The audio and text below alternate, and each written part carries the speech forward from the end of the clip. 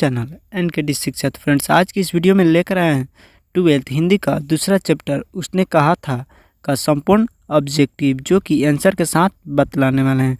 बतलाने से पहले एक छोटा सा रिक्वेस्ट है कि हमें चैनल को सब्सक्राइब करके बेल आइकन को प्रेस कर ले, क्योंकि आने वाला एजुकेशन नोटिफिकेशन आपके सीधे स्क्रीन पर जाए। तो चलिए वीडियो को बिना कुछ देर करते हुए स्टार्ट करते हैं। उसने कहा था का लेखक चंद्रधर शर्मा गुलेरी है। तो यहाँ पे पहला क्वेश्चन है, गुलेरी जी की कितनी कहानियाँ हैं? तो गुलेरी जी की 3 कहानियाँ हैं। वो कौन कौन? तो पहला होगा सुखमय जीवन, जो कि 1911 ईस्वी में लिखा गया था, और दूसरा है बुद्ध का कांटा, जो 1911 से लेकर 1915 के बीच लिखा गया था, और तीसरा है उसने कहा था, जो कि 1915 ईस्वी में लिखा गया था। दूसरा है उसने कहा था किस वर्ष की रचना है? तो इसका आंसर ए होगा, 1915 ईस्वी में। तीसरा नंबर प्रश्न है, लहना सिंह किस देश की ओर से युद्ध कर रहा था? तो इसका आंसर बी होगा, इंग्लैंड। चौथा नंबर प्रश्न है, लहना सिंह का सिर किसकी गोद में था? तो इसका आंसर बी होगा, वजीरा सिंह। 5 नंबर प्रश्न है, लड़का और लड़की में भेंट कहाँ हुई थी? तो इसका आंसर ए होगा, चौक में। छठा नंबर प्रश्न है, लड़की कहाँ रहती थी? तो इसका आंसर ए होगा, अंतरा सिंह के बैठक में। 7वां नंबर प्रश्न है, पलटन का विदूषक कौन था? तो इसका आंसर बी होगा, वजीरा सिंह। 8 नंबर प्रश्न है, नकली लड़ाई के पीछे लहना सिंह कहाँ शिकार पर गया था? तो इसका आंसर ए होगा, जगाधरी। कहाँ गया था? तो जगाधरी।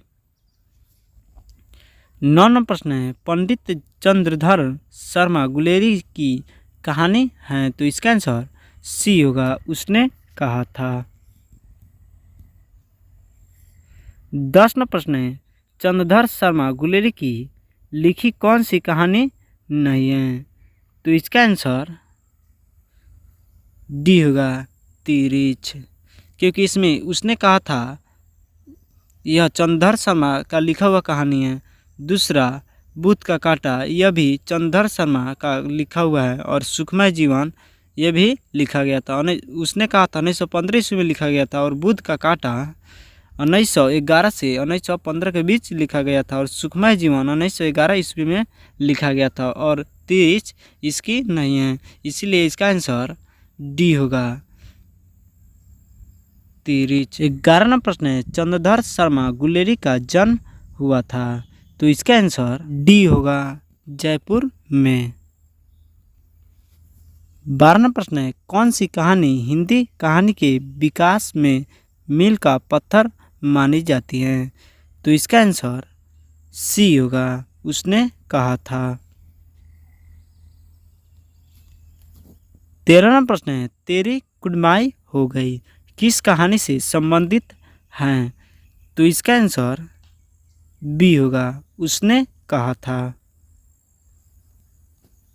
14 नंबर प्रश्न है, निम्नलिखित में कौन उसने कहा था शीर्षक कहानी का नायक हैं? तो इसका आंसर बी होगा, लहना सिंह। उसने कहा था का मुख्य शीर्षक लहना सिंह था। 15 नंबर प्रश्न है, उसने कहा था किस प्रकार की कहानी है? तो इसका आंसर बी होगा, चरित्र प्रधान। 16 नंबर प्रश्न है, उसने कहा था कहानी के कहानीकार कौन हैं? तो इसका आंसर डी होगा, चंद्रधर शर्मा गुलेरी इसके कहानीकार हैं। 17 नंबर प्रश्न है, उसने कहा था किस प्रकार की कहानी है? तो इसका आंसर सी होगा, भाव प्रधान। 18 प्रश्न है, लहना सिंह किस कहानी का पात्र है? तो इसका आंसर ए होगा, उसने कहा था। 19वां प्रश्न है, गुलेरी जी किस गांव के मूल निवासी थे? तो इसका आंसर बी होगा, गुलेर। 20वां प्रश्न है, कछुआ धर्म किसकी कृति है? तो इसका आंसर बी होगा, बालकृष्ण भट्ट। 21वां प्रश्न है, पुरानी हिंदी की रचना कौन है? तो इसका आंसर डी होगा, चंद्रधर शर्मा गुलेरी। 22वां प्रश्न है, कौन सा निबंध गुलेरी जी की रचित नहीं है? बी होगा, मजदूरी और प्रेम। 23वां प्रश्न है, कुड़माई का क्या अर्थ होता है? तो इसका आंसर ए होगा, मंगनी।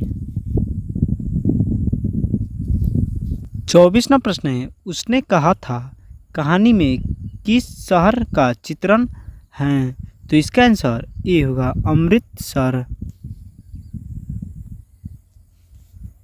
25वां प्रश्न है, लहना सिंह के गांव का क्या नाम है? तो इसका आंसर बी होगा, मांझे। माझे नाम था। 26वां प्रश्न है, लहना सिंह किस पद पर था? तो इसका आंसर सी होगा, जमींदार के। 27वां प्रश्न है, सूबेदार हजरा सिंह के लड़के का नाम क्या था? तो इसका आंसर ए होगा, बोधा सिंह।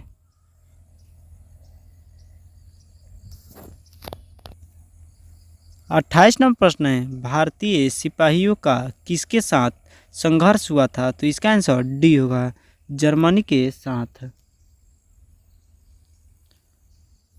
29वां प्रश्न है, जर्मन लेफ्टिनेंट को किसने मार गिरा? तो इसका आंसर सी होगा, लहना सिंह को।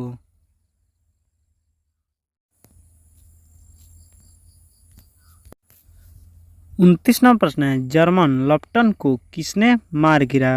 तो इसका आंसर सी होगा, लहना सिंह को। तो लहना सिंह ने लेफ्टिनेंट को, जर्मन का लेफ्टिनेंट जो था उसको मार गिराया था। 30वां प्रश्न है, सिख राइफल के जमींदार लहना सिंह का नंबर क्या था? तो इसका आंसर ए होगा, 77। अंतिम प्रश्न है, सरकार ने सूबेदार को जमीन कहाँ दी है? तो इसका आंसर डी होगा, लायलपुर। इसका आंसर डी होगा, लायलपुर। लायलपुर में सरकार ने सूबेदार को जमीन दिया था। इस प्रकार 31 प्रश्न समाप्त हुआ।